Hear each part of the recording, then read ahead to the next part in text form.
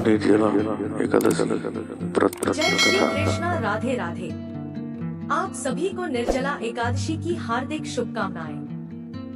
निर्जला यानी यह व्रत बिना जल ग्रहण किए और उपवास रखकर किया जाता है, इसलिए यह व्रत कठिन तप और साधना के समान महत्व रखता है। ज्येष्ठ मास शुक्ल पक्ष की एकादशी निर्जला एकादशी कहलाती है। इस व्रत को भीमसेन एकादशी या पांडव एकादशी के नाम से भी जाना जाता है। पौराणिक मान्यता है कि 5 पांडवों में एक भीमसेन ने इस व्रत का पालन किया था और वैकुंठ को गए थे, इसलिए इसका नाम भीमसेनी एकादशी भी हुआ। निर्जला एकादशी की कथा सुनने मात्र से सभी मनोकामनाएं पूर्ण हो जाती हैं। तो आज मैं आप सभी को सुनाने जा रही हूँ निर्जला एकादशी व्रत की बड़ी ही दुर्लभ कथा। हस्तिनापुर का राज दरबार आज विशेष रूप से सुसज्जित है। स्वर्ण सिंहासन, श्वेत चंबर, रत्न जड़ित दीपमालाओं की आभा से मंडप जगमगा रहा है। पांडवों के बीच बैठा है बल का प्रतीक भीमसेन, किंतु आज उनके मुख पर पराक्रम नहीं बल्कि गंभीर दुविधा की रेखाएं हैं। हर एकादशी पर माता कुंती, सहदेव, नकुल, अर्जुन और स्वयं युधिष्ठिर महाराज और द्रौपदी सभी व्रत रखते हैं संयम और श्रद्धा के साथ। लेकिन भीम जो अग्नि से उत्पन्न है, जिनकी अग्नि जैसी भूख है, वे हर बार मन मारकर उस पुण्य से वंचित रह जाते हैं। आज युधिष्ठिर महाराज नहीं बल्कि राजसभा में स्वयं भीमसेन भगवान श्री कृष्ण से पूछ रहे हैं, हे मधुसूदन, मुझे कोई ऐसा मार्ग बताइए कि मैं भी व्रत का पुण्य प्राप्त कर सकूं। किंतु अपने शरीर की भूख की मर्यादा में रहकर क्या कोई ऐसी एकादशी है जो पूरे वर्ष के व्रतों का फल एक साथ दे दे? भीमसेन के मुख से ऐसी बातें सुनकर श्री कृष्ण मंद मुस्कान के साथ कहते हैं, हे भीम, एक ही एकादशी है निर्जला एकादशी, जो कि पूरे वर्ष की एकादशियों के समान पुण्य देती है। यह व्रत तुम्हारे जैसे वीर के लिए ही है। तो आइए प्रिय श्रोताओं, इस दिव्य संवाद के साथ आरंभ करते हैं निर्जला एकादशी की पावन व्रत कथा, जिसमें छुपा है मोक्ष, पुण्य और भगवान विष्णु की असीम कृपा का रहस्य। पद्म पुराण में वर्णित निर्जला एकादशी व्रत कथा के अनुसार एक बार युधिष्ठिर महाराज ने भगवान श्री कृष्ण से कहा, जनार्दन, अपरा एकादशी का सारा महात्म्य मैंने सुन लिया। अब ज्येष्ठ मास के शुक्ल पक्ष में जो एकादशी आती हो उसका भी वर्णन कीजिए। भगवान श्री कृष्ण बोले, हे राजन, इसका वर्णन परम धर्मात्मा सत्यवती नंदन व्यास जी करेंगे, क्योंकि यह संपूर्ण शास्त्रों के तत्वज्ञ और वेद वेदांगों के पारंगत विद्वान है। तब वेदव्यास जी कहने लगे, दोनों ही पक्षों की एकादशियों को भोजन ना करें। द्वादशी को स्नान आदि से पवित्र होकर फूलों से भगवान केशव की पूजा करके नित्य कर्म समाप्त होने के पश्चात पहले ब्राह्मणों को भोजन देकर अंत में स्वयं भोजन करें। राजन, जन्ना शौच और मरना शौच में भी एकादशी को भोजन नहीं करना चाहिए। यह सुनकर भीमसेन बोले, परम बुद्धिमान पितामह, मेरी उत्तम बात सुनिए। राजा युधिष्ठिर, माता कुंती, द्रौपदी, अर्जुन, नकुल और सहदेव यह एकादशी को कभी भोजन नहीं करते और मुझसे भी हमेशा यही कहते हैं कि भीमसेन, तुम भी एकादशी को ना खाया करो, किंतु मैं इन लोगों से यही कह दिया करता हूँ कि मुझसे भूख नहीं सही जाएगी। तब भीमसेन की बात सुनकर व्यास जी ने कहा कि भीम, अगर तुम्हें स्वर्गलोक की प्राप्ति अभीष्ट है और तुम नरक को दूषित समझते हो तो दोनों पक्षों की एकादशी को भोजन कभी मत करना। तब भीमसेन फिर बोले, महाबुद्धिमान पितामह, मैं आपके सामने बिल्कुल सच्ची बात कह रहा हूँ। एक बार भोजन करके भी मुझसे व्रत नहीं किया जा सकता, फिर उपवास करके तो मैं भला रह ही कैसे सकता हूँ। मेरे पेट में वृक नामक अग्नि सदा प्रज्वलित रहती है, इसलिए जब मैं बहुत अधिक खाता हूँ तभी यह अग्नि शांत होती है। इसलिए महामुनि, मैं वर्ष भर में केवल एक बार ही उपवास कर सकता हूँ, जिससे स्वर्ग की प्राप्ति हो जाए और जिसके करने से मैं कल्याण का भागी हो सकूं। मुनिवर, ऐसा कोई एक व्रत निश्चय करके बताइए, मैं उसका यथोचित रूप से पालन करूँगा। तब व्यास जी ने कहा, भीम, ज्येष्ठ मास में सूर्य वृष राशि पर हो या मिथुन राशि पर शुक्ल पक्ष में जो एकादशी हो उसका यत्न पूर्वक निर्जल व्रत करो। केवल कुल्ला या आचमन करने के लिए मुख में जल डाल सकते हो। उसको छोड़कर और किसी प्रकार का जल विद्वान पुरुष को मुख में नहीं डालना चाहिए, नहीं तो व्रत भंग हो जाता है। एकादशी को सूर्योदय से लेकर दूसरे दिन के सूर्योदय तक मनुष्य जल का त्याग करे तो यह व्रत पूर्ण होता है। इसके बाद द्वादशी को निर्मल प्रभात काल में स्नान करके ब्राह्मणों को विधि पूर्वक जल और स्वर्ण का दान करें। इस प्रकार सब कार्य पूरा करके जितेंद्रिय पुरुष ब्राह्मणों के साथ भोजन करे। वर्ष भर में जितनी एकादशियां होती हैं, उन सब का फल निर्जला एकादशी के सेवन से मनुष्य प्राप्त कर लेता है और इसमें बिल्कुल भी संदेह नहीं। शंख, चक्र और गदा धारण करने वाले भगवान केशव ने मुझसे कहा था कि यदि मनुष्य सब कुछ छोड़कर एकमात्र मेरी शरण में आ जाए और एकादशी को निराहार रहे तो वह सब पापों से छूट जाता है। एकादशी व्रत करने वाले पुरुष के पास विशालकाय विकराल आकृति और काले रंग वाले दंडपाश धारी भयंकर यमदूत नहीं जाते। अंतकाल में पीताम्बर धारी सौम्य स्वभाव वाले हाथ में सुदर्शन धारण करने वाले और मन के समान वैशाली विष्णु दूत आकर इस वैष्णव पुरुष को भगवान विष्णु के धाम में ले जाते हैं। हे भीम माता, निर्जला एकादशी को पूर्ण यत्न करके उपवास करना चाहिए। तुम भी सब पापों की शांति के लिए यत्न पूर्वक उपवास और श्री हरि का पूजन करो। स्त्री हो या पुरुष, यदि उसने मेरु पर्वत के बराबर भी महान पाप किए हो तो वह सब एकादशी के प्रभाव से भस्म हो जाते हैं। जो मनुष्य उस दिन जल के नियम का पालन करता है वह पुण्य का भागी होता है। उसे एक एक पहर में कोटि कोटि स्वर्ण मुद्रा दान करने का फल प्राप्त होता सुना गया है। मनुष्य निर्जला एकादशी के दिन स्नान, दान, जप, होम आदि जो कुछ भी करता है वह सब अक्षय होता है। यह भगवान श्री कृष्ण का कथन है। निर्जला एकादशी को विधि पूर्वक उत्तम रीति से उपवास करके मनुष्य वैष्णव पद को प्राप्त कर लेता है। जो मनुष्य एकादशी के दिन अन्न खाता है वह पाप भोजन करता है। इस श्लोक में वह चांडाल के समान है और मरने पर दुर्गति को प्राप्त होता है। जो ज्येष्ठ के शुक्ल पक्ष में एकादशी को उपवास करके दान देंगे वे परम पद को प्राप्त होंगे। जिन्होंने एकादशी को उपवास किया है वे ब्रह्मा हत्यारे, शराबी, चोर या फिर गुरुद्रोही होने पर भी सभी पापों से मुक्त हो जाते हैं। कुंती नंदन निर्जला एकादशी के दिन श्रद्धालु स्त्री पुरुषों के लिए जो विशेष दान और कर्तव्य बताए गए हैं उन्हें भी सुनो। उस दिन जल में शयन करने वाले भगवान विष्णु का पूजन और जलमय धेनु का दान करना चाहिए अथवा प्रत्यक्ष धेनु या घृतमय धेनु का दान उचित है। पर्याप्त दक्षिणा और भांति भांति के मिष्ठानों द्वारा यत्न पूर्वक ब्राह्मणों को संतुष्ट करना चाहिए। ऐसा करने से ब्राह्मण अवश्य संतुष्ट होते हैं और उनके संतुष्ट होने पर श्री हरि मोक्ष प्रदान करते हैं। जिन्होंने शम, दम और दान में प्रवृत्त हो श्री हरि की पूजा और रात्रि में जागरण करते हुए इस निर्जला एकादशी का व्रत किया है, उन्होंने अपने साथ ही अपनी बीती हुई 100 पीढ़ियों को और आने वाली 100 पीढ़ियों को भगवान वासुदेव के परमधाम में पहुंचा दिया है। निर्जला एकादशी के दिन अन्न, वस्त्र, गौ, जल, शय्या, सुंदर आसन, कमंडल और छाता दान करने चाहिए। जो श्रेष्ठ और सुपात्र ब्राह्मण को जूता दान करता है वह सोने के विमान पर बैठकर स्वर्ग लोक में प्रतिष्ठित होता है। जो इस एकादशी की महिमा को भक्ति पूर्वक सुनता तथा जो भक्ति पूर्वक उसका वर्णन करता है वे दोनों स्वर्ग लोक में जाते हैं। चतुर्दशी युक्त अमावस्या को सूर्य ग्रहण के समय श्राद्ध करके मनुष्य जिस फल को प्राप्त करता है वही इसके श्रवण से भी प्राप्त होता है। पहले दंत धावन करके यह नियम लेना चाहिए कि मैं भगवान केशव की प्रसन्नता के लिए एकादशी को निराहार रहकर आचमन के सिवा दूसरे जल का भी त्याग करूंगा। द्वादशी को देव देवेश्वर भगवान विष्णु की पूजा करनी चाहिए।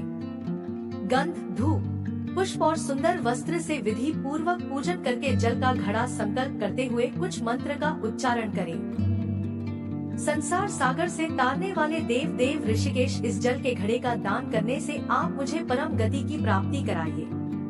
व्यास जी कहते हैं, भीम से ज्येष्ठ मास में शुक्ल पक्ष की जो शुभ एकादशी होती है उसका निर्जल व्रत करना चाहिए तथा उस दिन श्रेष्ठ ब्राह्मणों को शक्कर के साथ जल के घड़े दान करने चाहिए। ऐसा करने से मनुष्य भगवान विष्णु के समीप पहुंचकर आनंद का अनुभव करता है। इसके पश्चात द्वादशी को ब्राह्मण भोजन कराने के बाद स्वयं भोजन करे। जो इस प्रकार पूर्ण रूप से पाप नाशिनी एकादशी का व्रत करता है वह सब पापों से मुक्त होकर अनामय पद को प्राप्त होता है। ऐसे व्यक्ति को मोक्ष की प्राप्ति हो जाती है। जैसे ही श्री कृष्ण ने कथा समाप्त की, हस्तिनापुर का राज दरबार एक बार फिर दिव्य ऊर्जा से भर गया। श्री कृष्ण के मुख से निकली हर बात जैसे भीमसेन के मन का भार हर लेती है। वे हाथ जोड़कर श्री कृष्ण को प्रणाम करते हैं। हे केशव, आपने मुझे वह अमूल्य उपाय बताया जो मुझे मेरे परिवार के व्रत सदृश पुण्य की ओर ले जाएगा। आज मैं भी व्रत के पवित्र पथ पर अग्रसर हो पाया। श्री कृष्ण ने भीम के कंधे पर हाथ रखकर कहा, हे भीम, यह व्रत केवल तप नहीं, श्रद्धा है और तुम्हारे जैसे भक्तों के लिए ही है जो भीतर से सच्चे हैं। इस प्रकार इस कथा से हमें न केवल व्रत का महत्व ज्ञात होता है, बल्कि यह भी समझ में आता है कि श्रद्धा से किया गया एक व्रत भी वर्ष भर की तपस्या का फल दे सकता है, अगर वह पूर्ण निष्ठा, संयम और भक्ति के साथ किया गया हो तो। आइए हम सब भी इस निर्जला एकादशी पर केवल जल त्याग ही नहीं, इंद्रिय संयम, सेवा और भगवत स्मरण का व्रत लेकर भगवान विष्णु की कृपा पाने के अधिकारी बने। भगवान विष्णु आप सभी को व्रत का पुण्य, संयम की शक्ति और भक्ति की स्थिरता प्रदान करें। हमारे सनातन धर्म में प्रत्येक व्रत की सफलता और सिद्धि के पीछे देवी देवताओं की अदृश्य कृपा होती है। एकादशी व्रत जितना महान है उतना ही महत्वपूर्ण है इस व्रत की द्वारपाल देवी ग्यारस माता की कृपा प्राप्त करना। कहा गया है कि जब तक ग्यारस माता प्रसन्न न हो तब तक एकादशी का फल पूर्ण रूपेण नहीं मिलता। इसलिए हर एकादशी व्रत कथा के साथ ग्यारस माता की कथा का श्रवण भी अनिवार्य है। अब हम सब भक्ति भाव से पहले ग्यारस माता का स्मरण करें, उनकी कथा सुने और ग्यारस माता से प्रार्थना करें कि वे हमारे द्वारा रखे गए व्रत को स्वीकार कर भगवान विष्णु के चरणों तक पहुँचाएं। आइए इस मंगल भावना के साथ ग्यारस माता की पुण्य कथा का आरंभ करें। एक बार की बात है, एक राज्य में एक राजा रहा करता था। राजा बहुत ही बुद्धिमान और बलशाली था। वह सदैव अपनी प्रजा का बहुत ही अच्छे से ध्यान रखता था। प्रजा भी अपने राजा को बहुत पसंद करती थी। राजा के 2 बेटियां थी। राजा अपनी दोनों बेटियों से बहुत ही प्रेम किया करता था। राजा की दोनों बेटियां बहुत ही सुंदर थी, लेकिन राजा की छोटी बेटी देखने में बहुत ही सुंदर और धार्मिक प्रवृत्ति की थी।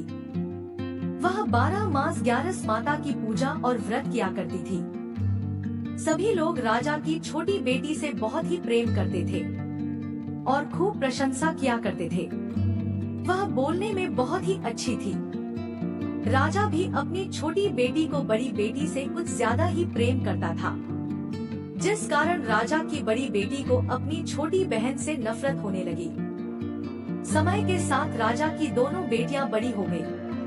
तब एक पड़ोस के राज्य में रहने वाला राजकुमार राजा की बड़ी बेटी के लिए रिश्ता लेकर आया। जैसे ही उस राजकुमार की नजर राजा की छोटी बेटी पर पड़ी तो वह राजकुमार छोटी बेटी पर मोहित हो गया और उसी से विवाह करने की सोचने लगा। उस राजकुमार ने राजा की बड़ी बेटी के साथ विवाह करने से मना कर दिया और राजा से कहा कि आप बुरा ना मानो तो मैं आपकी छोटी बेटी से विवाह करना चाहता हूँ। जब यह बात राजा की बड़ी बेटी को पता चली तो वह अपनी छोटी बहन से और भी ज्यादा नफरत करने लगी। राजा की बड़ी बेटी ने अपनी छोटी बहन को अपना सबसे बड़ा दुश्मन मान लेती है और अपनी छोटी बहन से बदला लेने का निर्णय लेती है, जिसके चलते उसने सोचा कि छोटी बहन को जान से मार देती हूँ। एक दिन राजा की बड़ी बेटी ने लड्डू में जहर मिलाकर अपनी छोटी बहन को दे दिया। छोटी बहन ने वो लड्डू खा लिया, लेकिन लड्डू खाने के बाद भी छोटी बहन को कुछ भी नहीं हुआ। बड़ी बहन यह देखकर बहुत ही आश्चर्यचकित हुई, लेकिन बड़ी बहन ने हार नहीं मानी। एक दिन जब छोटी बहन अपने कमरे में सो रही थी तब उसने मटके में सांप रखकर उसके कमरे में छोड़ दिया, लेकिन सांप भी छोटी बहन को कुछ नहीं कर पाया। जिसके बाद बड़ी बहन ने अपनी छोटी बहन से कहा कि चलो बहन, आज हम कुएं से पानी भर कर लाते हैं। तो छोटी बहन अपनी बड़ी बहन के कहे अनुसार उसके साथ पानी लेने के लिए चली गई। जैसे ही वह पानी कुएं से निकालने लगी तो बड़ी बहन ने उसे कुएं में धक्का दे दिया, लेकिन ग्यारस माता के आशीर्वाद से वह सकुशल बाहर निकल आई। यह देखकर उसे बहुत ही आश्चर्य हुआ। कि ना जाने मैंने कौन कौन से प्रयास किए हैं, फिर भी इसका कुछ भी नहीं बिगड़ा। उसने एक दिन सोचते सोचते छोटी बहन के पास जाकर कहा कि बहन, तुमको पता है, भगवान सबकी मृत्यु एक निश्चित समय पर लिखते हैं। तुम्हारी और मेरी मृत्यु कैसे होगी, क्या तुम जानती हो? तब छोटी बहन ने कहा, हाँ बहन, मेरी मृत्यु कैसे होगी यह तो मैं जानती हूँ। छोटी बहन से यह सुनकर बड़ी बहन को बहुत ही संतुष्टि हुई और सोचने लगी कि इस बार मैं इसे जरूर मार दूंगी। उसने अपनी छोटी बहन से कहा कि अपनी मृत्यु का राज मुझे तो बताओ, मैं तुम्हारी बड़ी बहन हूँ। छोटी बहन ने अपनी बड़ी बहन से कहा कि मेरी मृत्यु एक तोते में है। जो तोते के गले में एक हार है, उसी से मेरी मृत्यु होगी। जब कोई व्यक्ति उस तोते को मारकर वह हार अपने गले में पहन लेगा तो मैं मूर्छित हो जाऊंगी, और जैसे ही उस हार को अपने गले से उतार देगा तो मैं वापस जीवित हो जाऊंगी। अपनी छोटी बहन की मृत्यु का राज जानकर बड़ी बहन बहुत ही खुश हुई और उसने अपनी छोटी बहन को मारने के लिए उस पालतू तोते को ढूंढना शुरू कर दिया। लेकिन छोटी बहन को इस बात का पता था कि वह मेरी जान लेना चाहती है। वह अपने पिताजी के पास गई और अपने पिताजी से कहा कि पिताजी, अगर मेरी मृत्यु हो जाए तो मुझे जलाना मत, बल्कि आप मुझे पुरानी वाली जो हवेली है उसमें एक पलंग पर लिटाकर छोड़ देना। अपनी छोटी बेटी के मुंह से यह बात सुनकर राजा को बहुत ही बुरा लगा। उसने अपनी बेटी से पूछा कि बेटी, तुम ऐसी बातें क्यों कर रही हो? 2-4 दिन में तेरी शादी होने वाली है। तब राजा की छोटी बेटी ने बताया कि पिताजी, समय किसी के लिए नहीं रुकता, कब क्या हो जाए किसी को कुछ भी पता नहीं है। फिर राजा ने अपनी छोटी बेटी से कहा कि तुम्हारा ऐसा बोलना मुझे बिल्कुल भी अच्छा नहीं लगता। लेकिन छोटी बेटी ने अपने पिताजी को ऐसा करने पर मजबूर कर दिया और वचन ले लिया कि मरने के बाद जलाना नहीं है। तो राजा ने भी अपनी छोटी बेटी की बात मान ली और 2-3 दिन बाद जब शादी का समय आया, घर में पूरा शादी का माहौल था। पूरे गाजे बाजे के साथ बारात आई। राजकुमार बारात लेकर राजा के घर आया। राजकुमार और राजा की छोटी बेटी का विवाह शुरू हो गया। जैसे ही राजा की छोटी बेटी राजकुमार के साथ अपने फेरे लेना शुरू करती है तो उसी समय उसकी बड़ी बहन अपनी छोटी बहन के कमरे में जाकर उसके तोते को पकड़ लेती है और उसे जान से मार देती है। तोते के गले में जो हार था उसे अपने गले में धारण कर लेती है। जैसे ही बड़ी बहन ने हार को अपने गले में डाला तो उधर छोटी बहन के 3.5 फेरे ही पूरे हुए थे और वह बेहोश होकर गिर गई। इसके बाद राजा ने बड़े बड़े हकीम को बुलाया, अपनी छोटी बेटी का इलाज करने को कहा। राजा ने कहा, कोई मेरी बेटी का इलाज कर दो, मुंह मांगा इनाम दिया जाएगा। राजा की बात सुनकर वैद्य ने जब छोटी बेटी को चेक किया तो राजा को बताया कि आपकी छोटी बेटी ना तो जीवित है और ना ही मरी हुई है। मैं तो मेरे जीवन में ऐसा पहली बार देख रहा हूँ। तो राजा ने वैद्य और हकीम को कह दिया कि यह बात बाहर किसी को मत बताना। अगर तुमने यह बात और किसी को बताई तो हम तुम्हें फांसी की सजा देंगे। राजा ने अपनी छोटी बेटी को पुराने महल में ले जाकर एक पलंग पर लेटा दिया। वहाँ पर कुछ सैनिकों को तैनात कर दिया और स्वयं महल पर आ गया। राजा की बड़ी बेटी अपने पिताजी के पास गई और कहने लगी कि पिताजी, अगर यह शादी संपन्न नहीं हुई तो आपकी इज्जत का क्या होगा? अगर आप कहो तो मैं आपकी इज्जत बचाने के लिए राजकुमार से शादी करने के लिए तैयार हूँ।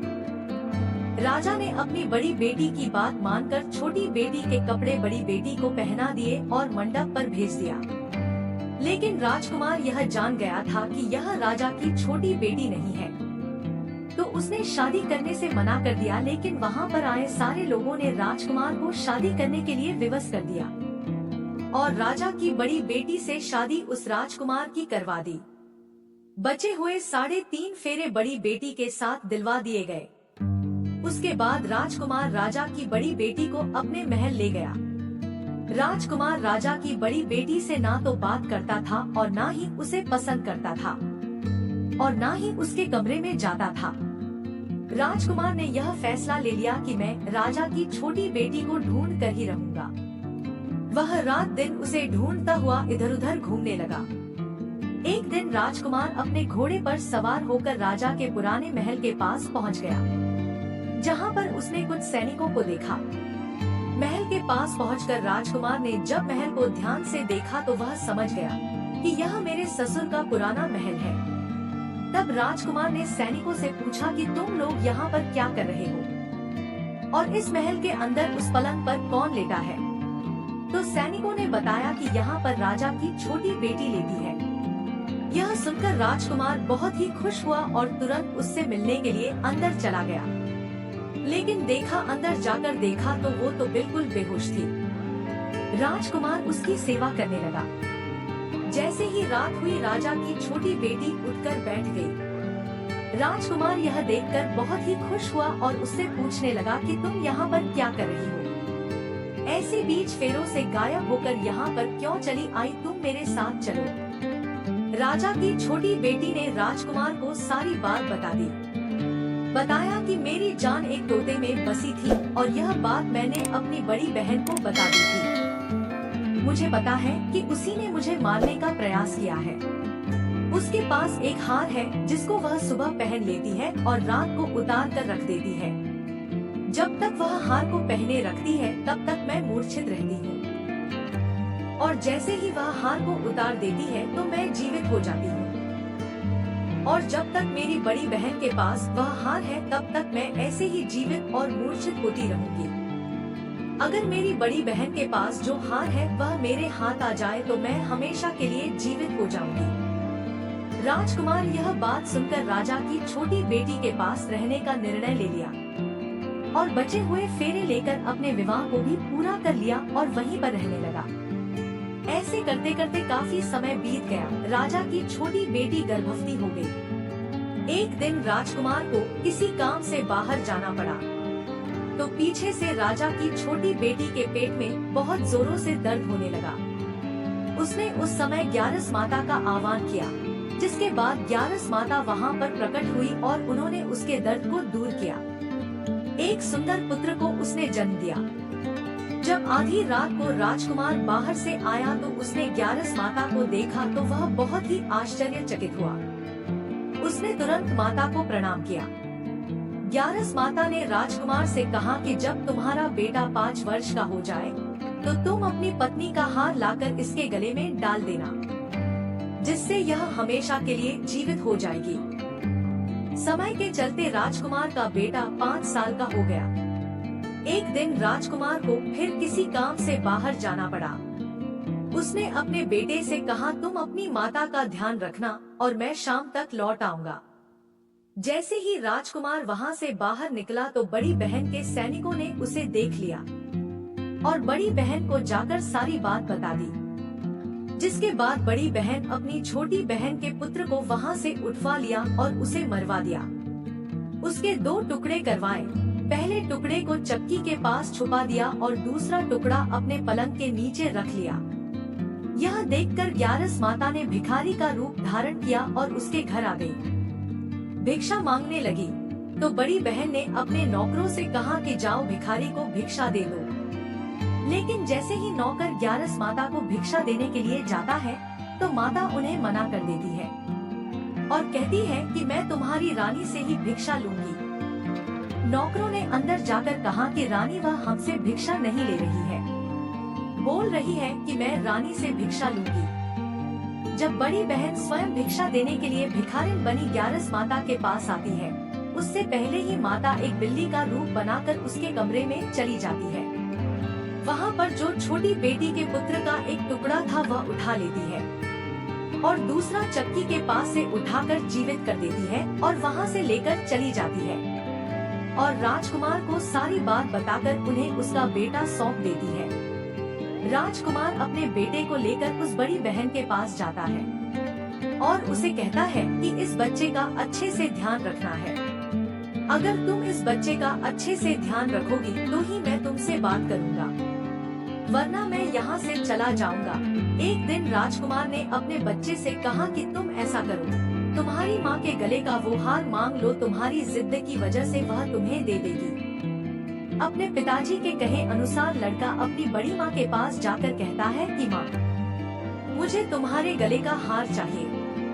यह सुनकर उसकी माँ को पहले तो बहुत गुस्सा आता है, पर उसको याद आता है कि राजकुमार ने कहा है कि अगर मैं इस बच्चे का अच्छे से ध्यान रखूंगी तो ही वह मुझसे बात करेंगे।